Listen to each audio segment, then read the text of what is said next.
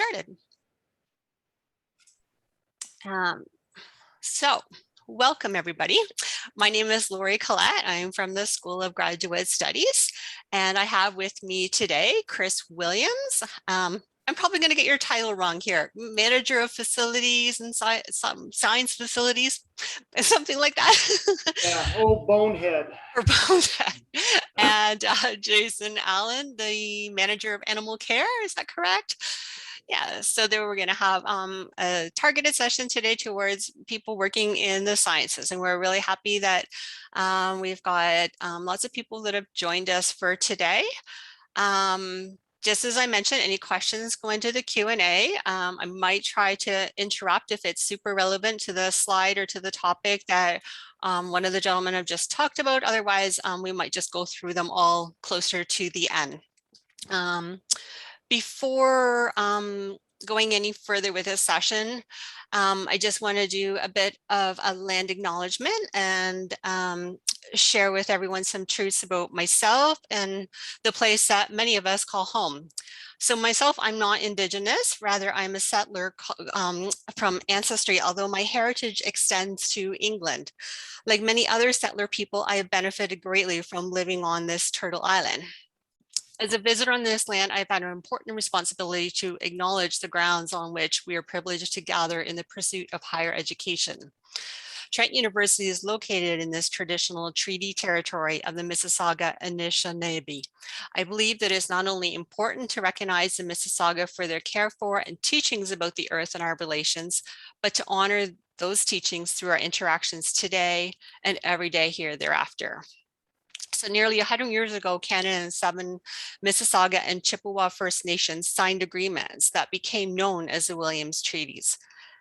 These agreements were intended to be the foundation upon which sovereign peoples will build a common relationship, but lead to long-standing disputes about compensation, settlement, and harvesting. In light of this history and understanding a role as treaty people, may we dedicate ourselves to moving forward in the spirit of partnership, collaboration, and reconciliation as we learn together and contemplate the possibilities that lay ahead. So I don't think there's any other kind of housekeeping things. So I think I'll just throw it over to you, Chris, to go ahead and share your screen and start your presentation. Okay, well, first off, I want to say hi to everybody and tell you all welcome to Trent. I hope that your next few years are productive here, and I look forward to actually seeing all of you for a change in person over the next year. The last year, of course, has been tough for everybody. So I'm just going to share up a relatively quick PowerPoint. There's only about 14 slides, so don't panic too much. And I just need that screen to go away so that I can hit play. Come on here, stupid thing. Sorry, isn't that interesting? There we go. Okay. All right, so just going to give you a quick overview today about the sciences and what we have at the university in the way of some resources. Maybe we're going to go a little bit over about the basis of laboratory and fieldwork safety as well. But it should only probably take somewhere between 15 and 20 minutes. So I hope it's not too boring for you. So we'll just move on. This is just a picture of the East Bank, which is where all the science buildings are located. Not sure how familiar you all are with the campus, but the campus is split by the river into the West Bank and the East Bank. And of course, we think the East Bank is the most important because that's where all the sciences are, but I'm sure the people on the West Bank would disagree. So that picture in front of you just shows you where the science buildings are. We have the 3 right down by the river, the Science Complex, the Environmental Sciences Building, and the Chemical Sciences Building. And of course, up on top of the Drumlin, which is quite a large hill for those non-geography people, is the Life and Health Sciences D and C block and the DNA Building A and B block. And those constitute the bulk of the science space on campus. There's about 500,000 square feet of labs, research and teaching labs, offices, and science support space spread out through the 7 buildings. We have chemistry, biology, physics, forensics, psych, anthro, environmental science, nursing, geography, grad programs, obviously. And those buildings contain a host of analytical equipment, including both inorganic and organic mass spec equipment. We have an NMR, we have lasers, lots of lasers around, a lot of DNA analysis, and of course we have aquatic and animal holding areas as well. And Jason will be discussing details on the animal care stuff after my talk. We have multiple environmental chambers, some which are very sophisticated, some which are a little more basic. We have walk-in cold rooms and freezers. We have containment labs for biohazardous work, as well as clean rooms for work with chemicals. And of course, we have a couple of greenhouses, and there are a multitude of other smaller services, but these constitute the bulk of the major material that we have around the campus. The buildings kind of age. We have a building that goes back almost to the creation of the university, the Science Complex in 1969. And the environmental science followed that building. This slide just kind of lists the services that are available in them. Obviously, the newer the building, the more sophisticated the services that are available. I'm not going to read this off to you. You guys can read that yourselves. Suffice to say that as I said, as you get into the newer buildings, the DNA and the LHS, they have a lot of the centrals things are supplied centrally, the services. Whereas when you get into the environmental science building and the science complex, there's a little less in the way of services in some of those buildings. I want to point you to a web page, which is important, I think. It's called the Science Services webpage. It's actually not on the portal. It's actually on our general public web access. So the address is www.trentu.ca/science services, all one word. You can see it there in sort of the underneath the science services title. And in this particular section of our web pages is a lot of information on science facilities, the equipment, the installation of equipment and purchasing it, how to get access and request access to buildings and rooms. Obviously, you wouldn't need to worry about space requests. That's more something, but you might be interested in trying to find an environmental chamber somewhere, or maybe you want to know if somebody's got a piece of equipment you can use or something like that. So some of that information's there. A little bit of information on repair of facilities and what's involved with lab renovations and lab services. Information on disposal of laboratory waste. That includes chemical waste as well as other types of waste. And we do, in fact, have an FAQ that we started last year. We would like to expand that a little bit, but we sort of need more questions. So if you have any questions of information that's not sort of addressed in any of this website, please feel free to send it to us and we'll add it to it. So that basically just covers a couple of things. One thing I will mention specifically, access to the buildings. So the buildings are typically open Monday to Friday, 7 a.m. till, if classes are on, sometimes as late as 10 p.m., but often the buildings close in or around 6. To get into the building after hours, you will need to have a Trent ID card, which I think you will all have. On the back of that card, there are some numbers at the bottom back. If you want to get after hours access to a building, you need to have your supervisor send us an email, send me an email at cwilliams@trentu.ca with your information and where you want to access. And then we will approve access to the building for after hours for you if it's appropriate. And you don't just get it just because you want it, you have to need it. So that would allow you then access to some of the buildings after hours. If you want access to a specific room within that building, you will need to talk to what we call the designated authority, who's usually the supervisor of that space, and they will arrange to get you a key or a code. So that is actually all spelled out in that section on accessing the building. So please feel free to read that out. And you may need to remind your supervisors from time to time of the process. Again, the buildings are generally open from 7 a.m. till 10 p.m. or so on normal Monday through Friday. They are closed on weekends and on holidays, okay? So I want to talk quickly here a little bit just about safety in the scientific labs and why we care about it. And one of the things that I sort of subscribe to is what we call the Swiss cheese model of accident causation, where you have a hazard and you have various processes set in place. And those processes could equate to, say, pieces of Swiss cheese. And basically what you want to do is sort of put enough processes in place that the holes never line up, because when the holes line up, that's when you have an accident and that's when you have a laboratory issue. So one of the things we have started over the last 10 or 15 years is a much greater emphasis on safety program within the sciences specifically, because the hazards that exist there are different than they are in the normal world. And higher. So we need to put that in place. So within the science services website is the science safety program. And it has an overview of what the program is. It has sort of a getting started next steps section. It has a section on what training is available and where to access that.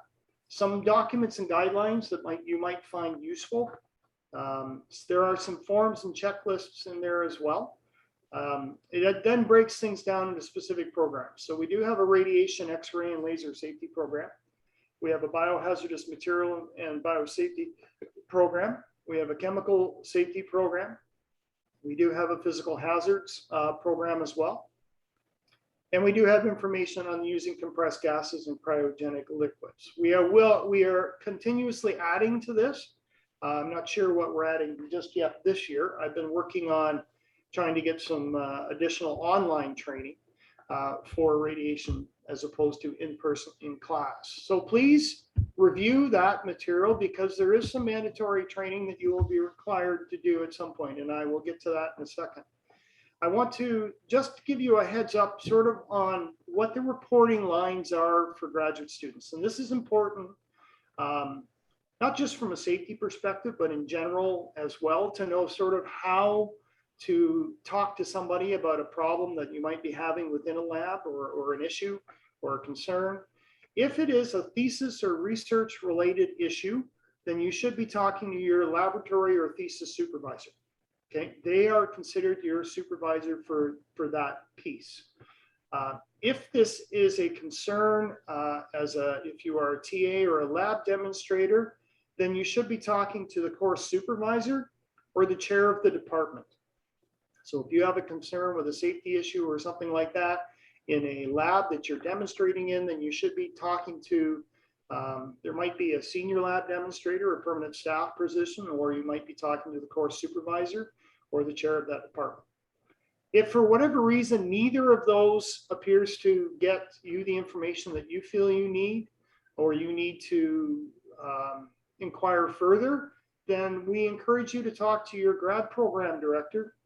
Okay, so if you're an ENLS student, then you would talk to the director of ENLS, or if necessary to the Dean of Science. But we would encourage you to start first at those other levels. Okay, so it is the internal responsibility system is what we base this on, and it's a tiered system where you move up the ladder as you go with these problems. Okay. All of the training is basically available, or not all of it, but most of our training is now available on Blackboard. Basically, we have a science safety program course on Blackboard, and it gives you the instructions on how to log in and how to enroll in it. This page is also available on the science safety website as well. So this is not anything new. And there is I don't know how many people have used our learning management system, Blackboard, but this course is self-enroll because it rolls over from year to year.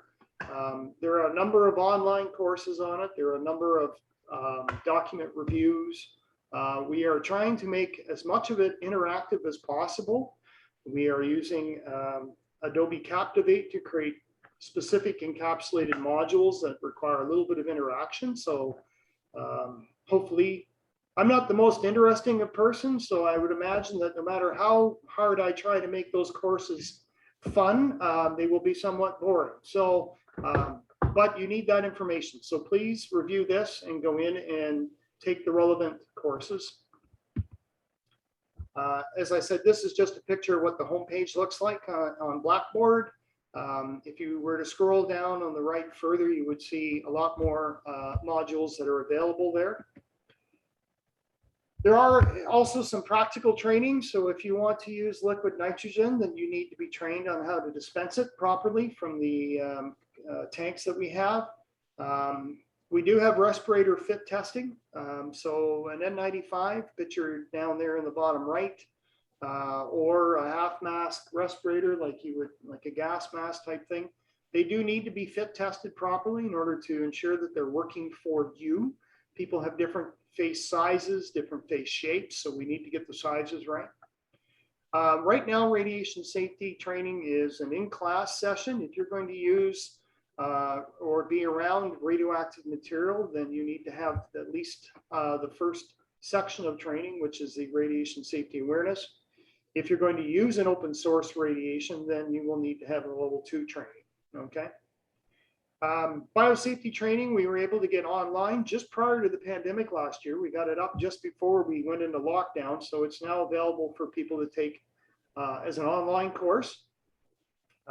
But to work with biohazardous material, your supervisor needs to have a biosafety work permit. So if your supervisor doesn't currently have that, then, and you expect to work with biohazardous material, you need to get a hold of me and we'll sort out the process for getting that work permit in place, okay? Next. There is a training record and I would suggest that people start to use this. This is just a sample and we will be updating it in the not very distant future with the training that's available. This is an example of a training record that both you and the supervisor sign off on, indicating that you've completed the training and that they are aware that you've completed the training. We are asking people to use this more and more because it becomes sort of your record of training that you can have and hold. And, you know, I don't care if you take it out of here and use it somewhere else. If somebody asks you what training have you had and you need proof, then there it is, okay? So it's good training to have, or it's a good document to have. You should get a copy and you should give a copy to your supervisor, all right? It is just a PDF, so you can just download it, print it, and fill it out as you need to. I talked briefly about building and lab access again. This just goes into a little more detail. As I said, the buildings are typically open from 7 to 10. If you need access, you need to have your supervisor send me an email requesting that. Please include your ID access, and you can see in that picture that if you turn your card over in the bottom back, there's going to be an asterisk or a plus on the bottom back of that card, and they're followed by 5 digits. Now in the picture, I've scrolled out the 5 digits so you can't identify the card that we're using for the picture, but you will see 5 numbers after that. Those numbers need to be forwarded to us in order for us to activate your card on the system. We do that locally, so we can usually guarantee, I don't want to say guarantee, but usually 24, 48 hour turnaround at most, okay, if not faster. But you are only going to be granted access to the buildings to which you require access. So it's not just because you requested you get it. So if all your work's up in LHS, you have no reason to be down in ESB, you will not be granted access to ESB. Once you have access to the building, then you need to go talk to the supervisor. In most cases, you're talking about your laboratory supervisor. So your thesis supervisor, they become what's known as the designated authority for that space. And they can either order keys for you, or if it's a keypad locked door, then they can give you a code, okay? If you forget your keys, this is kind of important because people think, oh, I'll just have security come over and let you in. And sometimes that goes quickly. But if security is on another call or they're busy, key access requests for forgotten keys is a very low priority, and you can wait hours before they'll respond. So I would suggest that if you think you forgot your keys, sometimes it may in fact be faster to go home and get them. Okay. However, having said that, if you need to, you can contact security. They're going to want to know for sure that you can access that space. So they may require an email from somebody, or you can contact myself or Angela and we will let you in. I should say, and I didn't tell you this, Angela Sikma's my partner in this. We work together as science facilities, and by and large, most of what I can do, she can do probably better.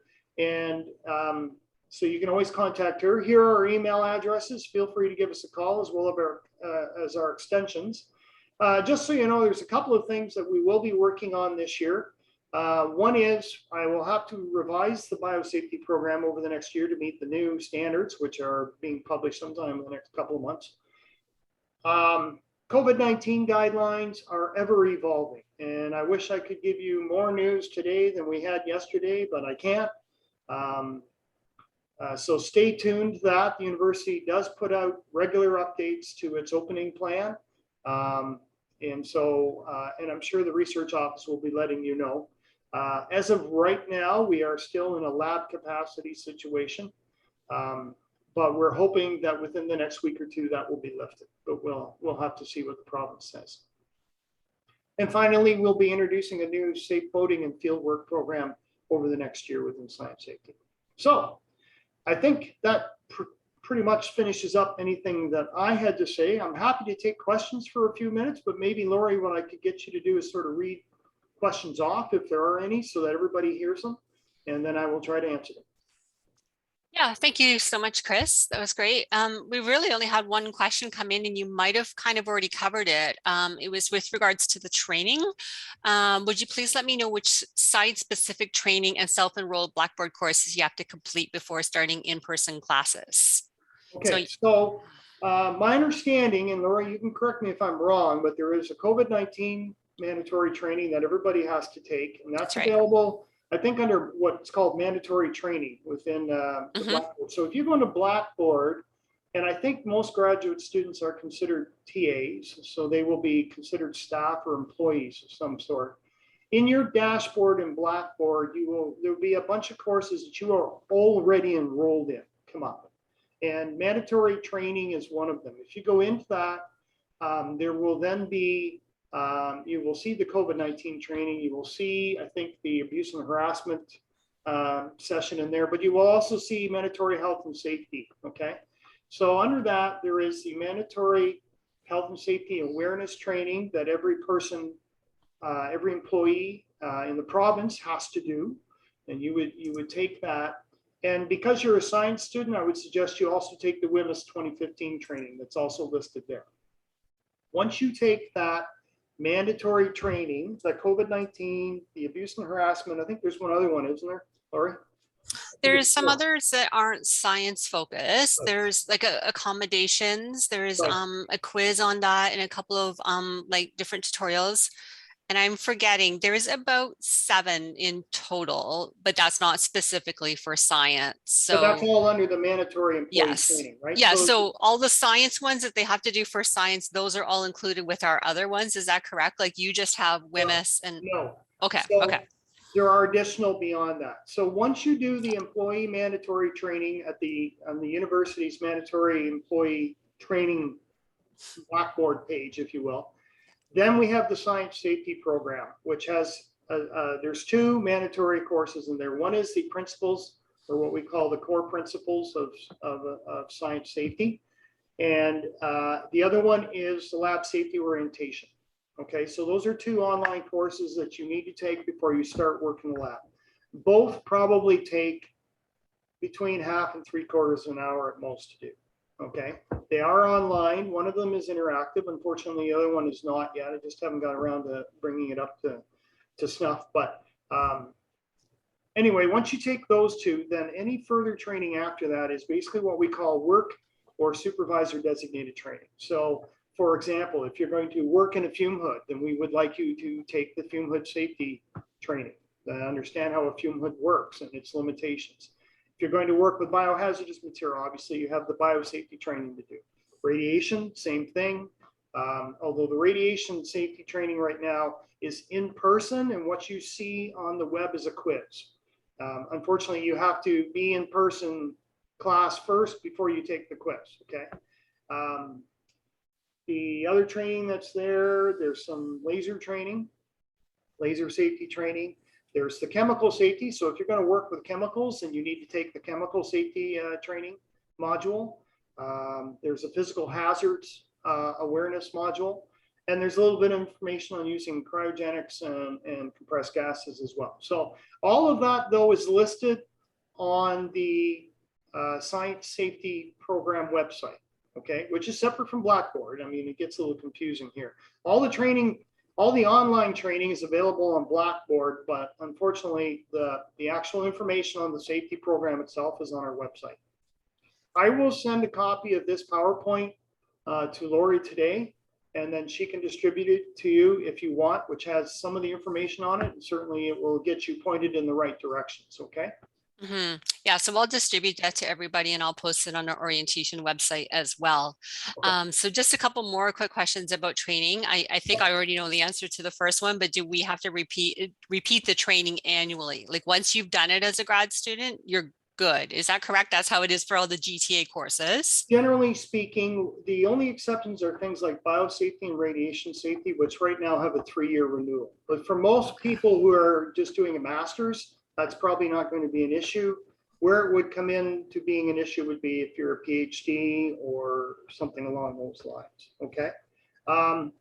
WMIS training, once you do it, doesn't matter to me. I mean, right now they say it's for life. I always find it useful to review it once in a while because I forget what's in that thing. So it's handy to take a look at every now and then. I was going to say, often we get a question about transfer. If I've taken it somewhere else, can I bring it here? In the case of WMIS, in the case of a lot of these things, you need to be able to prove that you did it. So we need some kind of proof that you've taken that somewhere. In the case of radiation and biosafety, where there's actually legislation behind, if you will, the requirement for that training, then I would need to see a bit of a course outline of what you took in order for me to be able to allow you to transfer that training from one institution to another, okay? So give me a call if you think you've got it or that you got it somewhere else and you want to try and use that, give me a call and we'll sort out what we need to look at. I'm not set on making sure that everybody takes just Trent. Some stuff is universal. Some things are Trent specific. But if they've already done it at Trent, that's kind of what our last question is here. If they've already done it at Trent, then we will have a record of that within our Blackboard. Now we've updated things, and the Human Resources Department has instituted a new Human Resources program, and we're going to be moving all the training over to that at some point.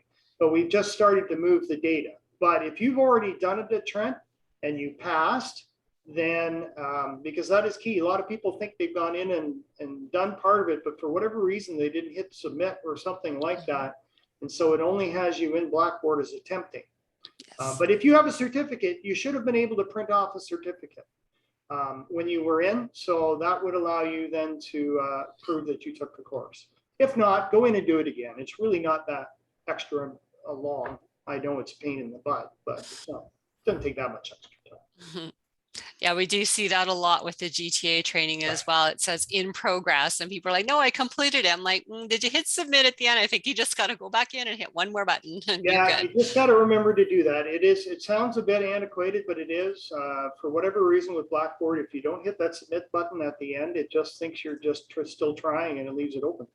Right. For those of you, though, who took science safety prior to last week, okay, so this is all new. We've archived that data. You probably won't be able to pull your own record out of there. So if you took it before, but you didn't print or download the certificate that came with it, then give me a shout and we'll track it down. Okay? Okay. Any other questions on science related stuff? That seems to be it, Chris. I think you were very thorough and you covered everything. And I will just wish everybody the best of the next couple of years, and hopefully over the next 6 to 8 months, things will start to open up a bit more again and again.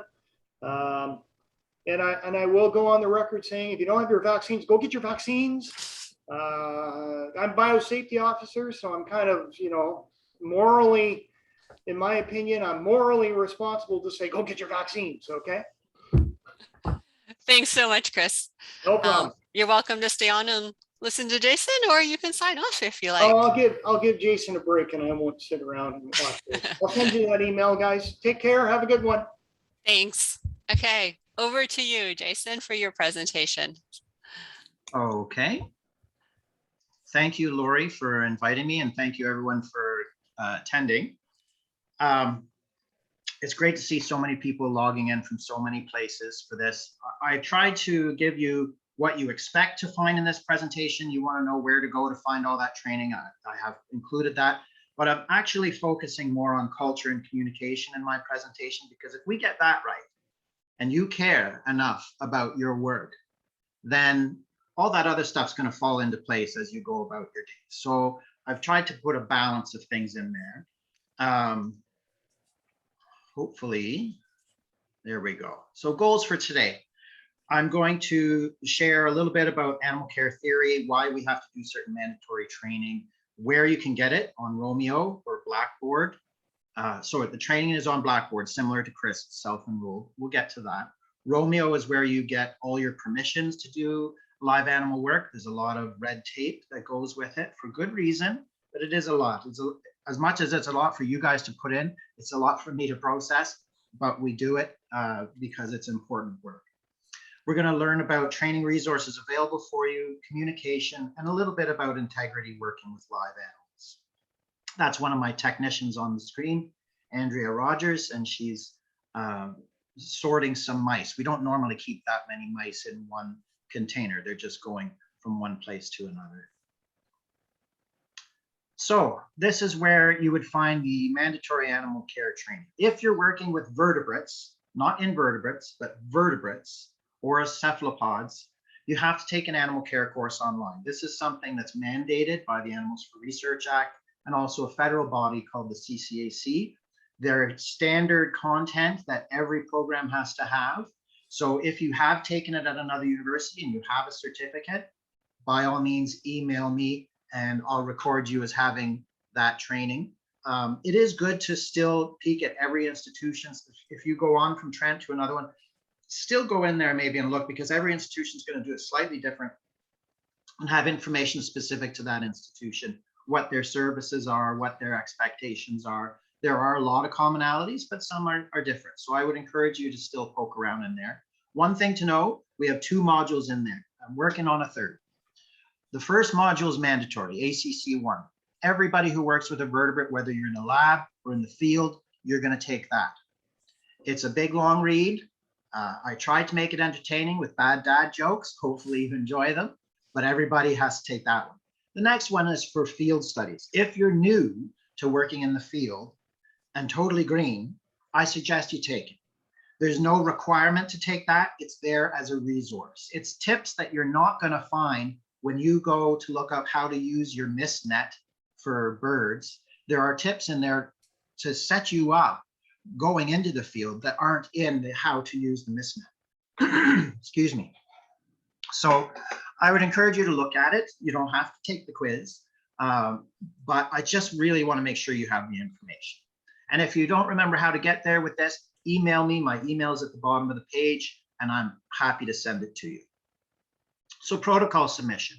Any live animal work with vertebrates or cephalopods has to have a protocol. This is done with an animal care committee. Every institution has one. It's a group of stakeholders, undergrad students, grad students, union groups, faculty who use animals, faculty who don't use animals, personnel from the animal care unit, that's here, administrative people, a vet. So all these people get together, they look at every proposal and they say, is this group doing everything they can for a good moral stewardship? Are you using best practice in consideration of your research goals? And they often make suggestions. I put in a protocol annually for some of the teaching animals we have here. I rarely have one sail through without comment. even though I've done it for 20 years. And it's just that thorough, the review, but it's not a bad thing. And don't be afraid of it. So that's how you access Romeo. You're going to email Jamie. He's going to set you up an account. You can fill out your protocol, but know that if you fill it out, when you press submit, it's going to go to who you set as your supervisor. Your supervisor then has to say, yep, that's what I want. And they forward it on to the animal care committee. So if there's a hang up and you say, hey, I put my protocol in a month ago and I haven't heard anything, what's going on? It might be in your supervisor's inbox. So I would say, tell your supervisor, I filled it out, I pressed send. You should now have a copy in Romeo for your approval. And when they approve it, it'll come to us.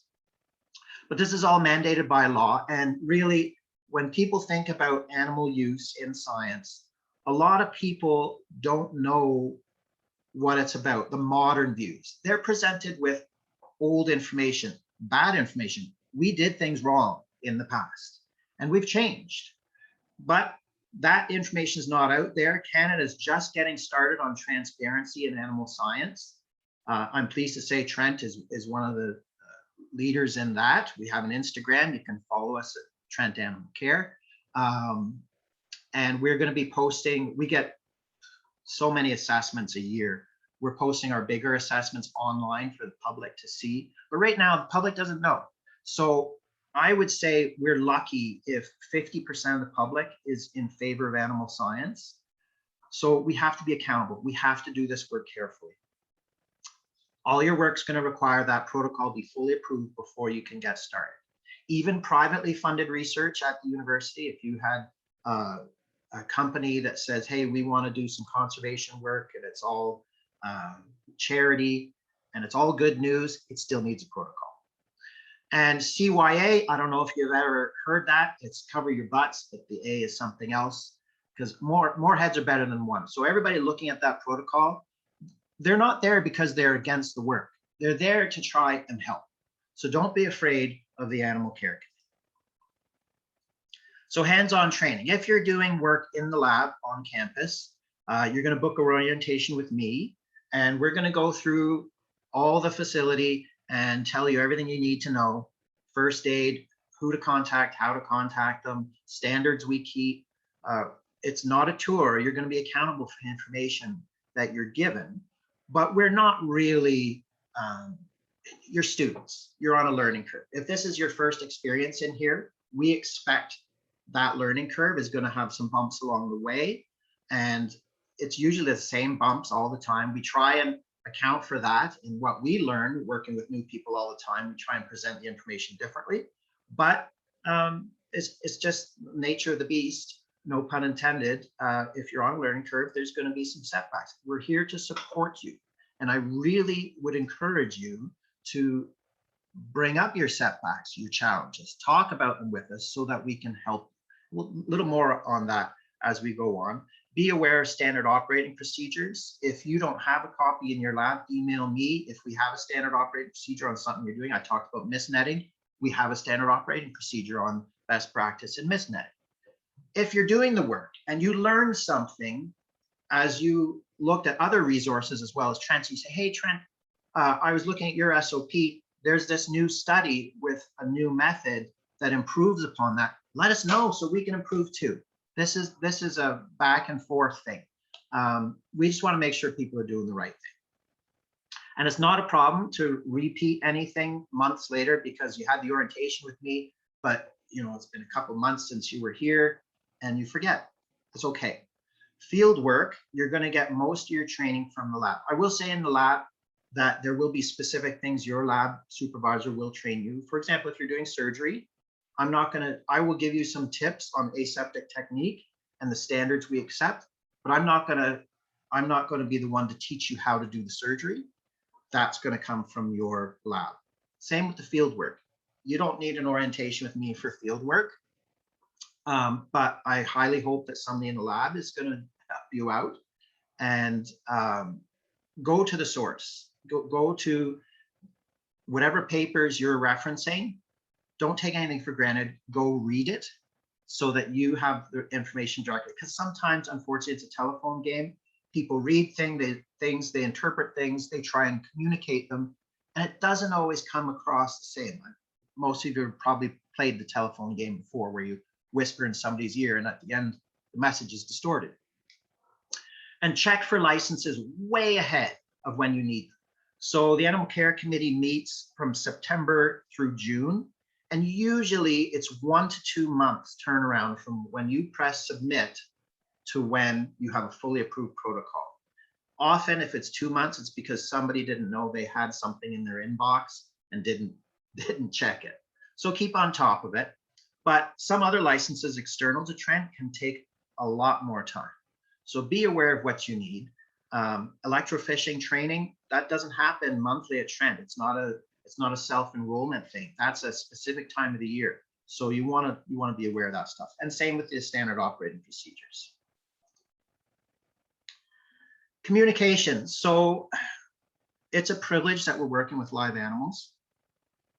And there's always something unexpected happening because it's animals. You can't totally predict what's going on, and some things are going to go wrong. People can get hurt, animals can get hurt. We're doing novel work where something is happening, it's not going the way we planned because nobody's ever done it before. So if a mistake or an accident occurs, share with your supervisor and share with us in animal care. We're going to try and help you. It's not about getting people in trouble, it's about making things right. Post-approval of a protocol, there's always a visit from the Animal Care Committee. So they don't just approve a protocol and walk away. We are required as an institution to poke our head in and say, how's it going over there? Is everything going according to plan? And usually we learn about a few bumps along the way. That's okay. We're required to do that. It's not that we don't trust people. It's that we're trying to show due diligence to the public. So don't be offended if halfway through your project, we're asking you how it's going. It's not because we don't trust you. It's because things are better as a group. Think of us as a safety net that way. And at the end of the year, you will get an email saying, how many animals did you use this year? So you want to keep that data that you're working with because we're required to report it to the federal government annually and the provincial government, actually. So don't take offense that we're checking in with you. It's just nature of the game. And the only bad question is the one you don't ask. So I would feel really bad if any of you didn't know something and didn't know where to go or didn't have the information, because Trent is small and that's a strength because there's an increased connectivity there. You can reach out. Chris talked about that chain of command if you have problems. You can reach out to higher chains of command and make contact. In some bigger institutions, that's harder to do. It's harder to find information. Here, we're eager to talk with you. We're eager to help with you. We're eager to, sometimes in larger institutions, you have to do things by the book because everything's so complicated. Here, yeah, we have rules, we have standards, but if something doesn't fit in those, you can have those conversations to see, okay, what will work in the spirit of the goal of those rules. So I really want you to communicate with us. The other thing Chris mentioned, and Chris and Angela are wonderful resources. Trent is lucky to have them. I think you'll find that when you're working with them, that they're a great resource for information. They'll give you more than you need. Chris talked about if you have issues, talk to the direct supervisor, and that's very true. That's what we should do. Sometimes though, I think that students are so eager to please their principal investigator, their supervisor, that they don't want to admit what they perceive as a weakness. I'll give you an example. Here in the rodent wing, sometimes behavioral testing is a 7-day-a-week thing, and it can go on for a month or 2 months. And the professors forget that that's happening because they get busy with other things. They just think you're taking care of it, and you are, and you're working damn hard. But after about 4 or 5 weeks, it's hard to come in 7 days a week, and you don't want to admit that, but you need a break. And by law, you're allowed a break. So you don't have to go to your supervisor. I often, during the orientation, tell students, tell me you're having a hard time, or often I'll see them having a hard time and I'll ask them. And I'll wear the black hat and I'll go to the Professor X and say, I noticed so-and-so was in here every day of the week according to their swipe card, and they're looking pretty tired. How are they doing? And sometimes it's, well, they're doing fine, and I did it when I was a grad student, and this is just how it goes. Everybody pays their dues, and we've had that conversation. And if you've had that conversation and you're okay, fine. And you regularly have to have that conversation sometimes to make sure you're okay. But if you haven't had that conversation, then maybe I need to help you just as an indirect, so you're not feeling like you're admitting weakness, right? And that sort of thinking, I did it when I was a grad student, that doesn't fly. That's bad logic. And I will say, faculty here, I have a lot of connections throughout Canada with other managers. We're so lucky here with our faculty. I don't have 10% of the problems that other institutions have because our faculty are so good. So I think you're going to be in good hands.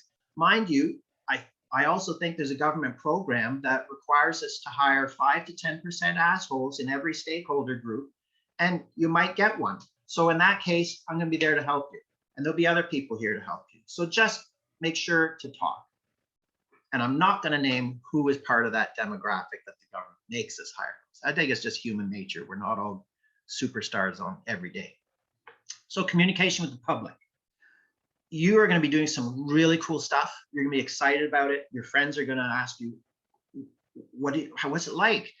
You might be in the field and net gunning wolves and taking measurements and collaring wolves. Oh my gosh, that's really cool. And you're going to want to publish some of that stuff on social media and show everybody the cool stuff you're going to do. Don't post it on social media, please. Do talk about it with friends and family. Better to do it in person or share information directly, because then they have context from you. If you just slam something online and somebody takes it out of context, you're in for a world of trouble. Most PIs, most principal investigators have a lab webpage, and spout off on there. Put your photos on there rather than Facebook. If you are going to put it on social media, get your supervisor's permission and make sure that you put a lot of context with it. I really don't recommend it. But if you are, make sure you get that permission and that you're putting a lot of context for people. Now, there's a lot of people who aren't going to be comfortable with what they're doing. So I've made these cards that you can take with you, whether you're working in the lab or the field. Keep a couple in your bag. And if you ever have somebody and they have questions, you just say, well, I don't know the answer to that, but I know that Trent has us working under these conditions and subscribes to these standards. And all that information is on the card. So if you want some of those cards, I've printed off 1,000 that I just give out to students. And I'm happy to give you a couple. You just have to let me know. Practice with friends or family, people that you trust with, on having an elevator, I think they call it an elevator speech, sort of a canned speech that you can give off about animal science. And when I say animal science, I'm using that language purposefully. So you can say animal research, but there's a feeling with that, or an image that it comes when you say animal research. But if you say animal medicine or animal conservation or animal science and get more specific that way, then people, they're more receptive. So just watch your language with it. And if you don't know the answers to some things, don't guess. Point people to somebody who does know the answer, or say, I don't know, but I'll get back to you. So Canadian context. Canada is the only country in the world where we have one group where everything is under one roof. Certification, training, standard development, 3 R's promotion. I'll try and do 3 R's off the top of my head. Refine, reduce, and replace, I think, are the 3 R's. You're going to look that up when you do your training. It's all under one umbrella, under the Canadian Council of Animal Care. The other group in Canada is the Canadian Association for Lab Animal Science. So especially for those working in the lab, this is a really great group to train on some basics that are common in lab animal work. And you can get certifications through them at various levels. So I have a master's in lab animal science that I was able to get through them. And there are other training programs. There's a zoo training program throughout Canada, but these two are the major ones. And they're internationally respected. For example, the KLAS training program has both the theory training and you do written exams, but they also have an oral practical exam, which is unique in the world in that you have to be able to orally present your knowledge because communicating science is very important. And also you have to show your practical skills. So I'll give you a little story. I did some research up in the Arctic once, and to go where I was going, you needed to carry a gun at all times. Well, I didn't have my FAC, I didn't have my gun license. So at the time, I read the book, I went to the test, I did all the practical stuff, and at the end of the exam, he said, okay, you passed. Any questions? I said, yeah, is this a real gun? He said, yeah. Why? Well, I've never held a gun before. This is really neat. And he wanted to fail me right there, but he couldn't because that was the law. The KLAS training program is such that you have to show proficiency with a live animal, because you can show me your handling techniques on a fake mouse. The handling a live mouse is very different. So KLAS is respected for having those standards.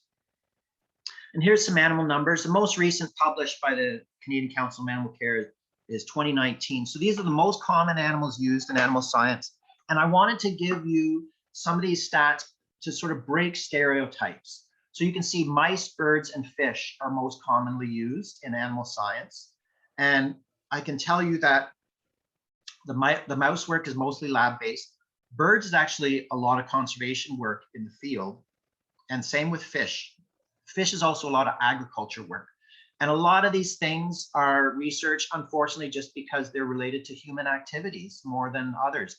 There's a monetary value in agriculture with fish and bird conservation. So, and you can see cattle is the fourth. Well, guess where that's from? Agriculture, money-based. But looking way at the other end of the line, less than 1%, 0.1% are your primates.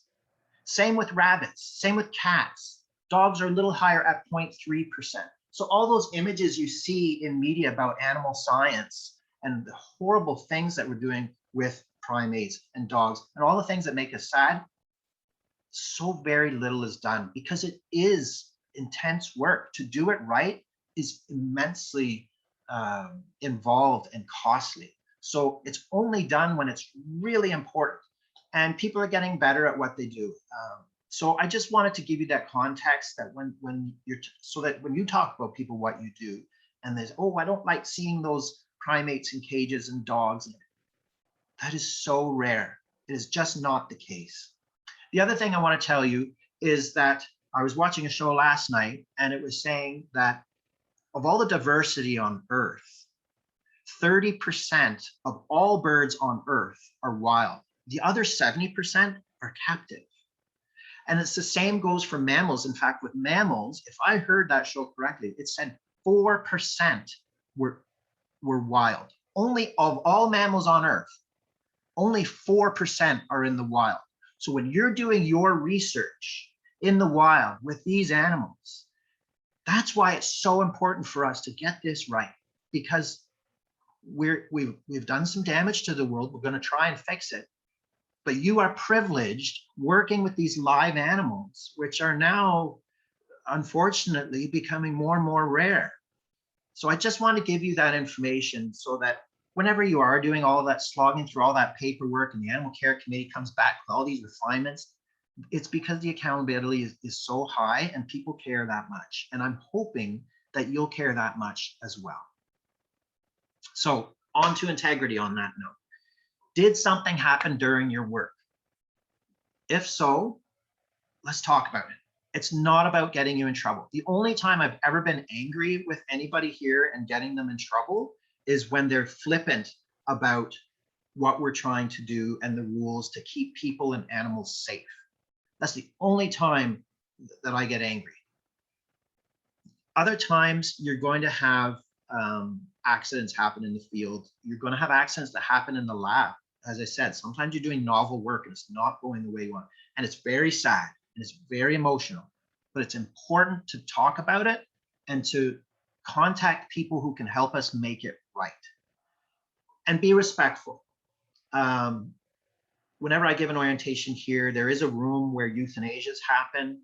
The government is currently looking at changing language around euthanasia. They don't want to use the word euthanasia, which translates to easy death, because usually when we euthanize an animal in the lab, the standard is a chemical euthanasia. They basically go off to a blissful sleep and they don't wake up. I would go that way when it's my time if I had the choice. And I always tell people, sometimes in order to deal with that emotional energy, some people cry, some people hold it in, some people joke.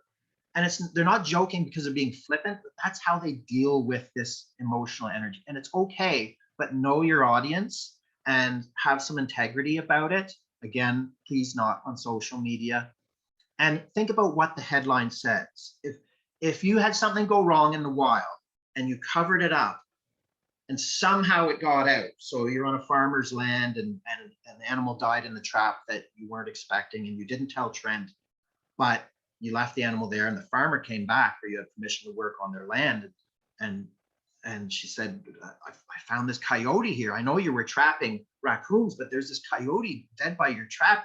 What's going on? What does the headline say in the newspaper? If we know that happened, then we can respond to that headline in the news. When the newspaper contacted, yes, we knew about that. It was horrible. What we've done is we've changed the trap we're using. We've communicated it to the landowner. We communicated it to the permit holder with the M&R for doing this. And we also, we increased trap frequency checks so that we're ready and we can make those positive changes in your work. So please don't hide things that go wrong. It's a place of learning. We make mistakes and we own that and we move on. So thanks for your time today. I hope you go on to enjoy your work. I love working with animals. And I actually love working with people new to working with animals because your joy and your interest is infectious. So I hope to meet many of you. We have an animal care Instagram account listed on there, and my email is there, and also the facility extension if you need to give us a call for any reason. And that's, oh, I put Domtar, the symbol on there. I forgot to say that. When I was a student, I had a job at Domtar, and some fella told me, go and move this big roll of paper over here, and it was a big clamp truck, like a forklift. And I said, I didn't put it there. He said, I don't care. You're going to move it. So I moved it. And in training, they always told us, lower the boom. But I was in a rush, and I seen a lot of people driving without lowering the boom. And I did it, and I had an accident. And it cost the company probably about $25,000. And I parked the truck and I went and I talked to the manager, and he saw how white my face was. And he said, is anybody hurt? Without saying anything before, like hello or whatever, just, is anybody hurt? No, nobody's hurt. He relaxed. Okay, show me. He saw it. Oh my God. Every worker in the plant in the cafeteria that day was chastising me for going and telling the manager that I screwed up. And I was expecting to be fired, and they were all expecting me to be fired. The standard in that workplace was, if you screw up, leave and don't hope nobody saw you, and there was a culture of nobody would squeal. But I stood up and I did that. The next day, the manager called me into his office. He said, I spoke to HR. We're putting a commendation for honesty in your report. Get back to work. Couldn't believe it.